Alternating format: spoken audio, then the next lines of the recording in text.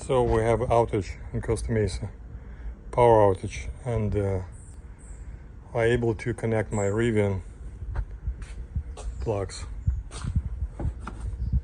I have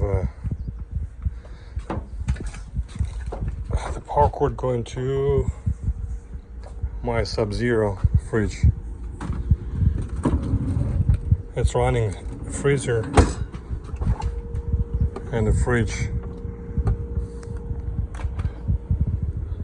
and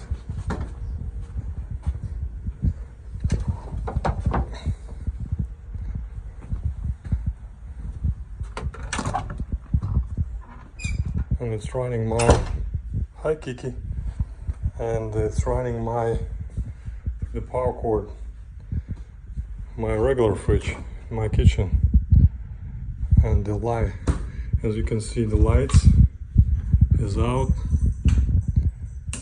everything is out, everything is dead, but we're able to run our refrigerators, not a problem, by the Rivian R1T.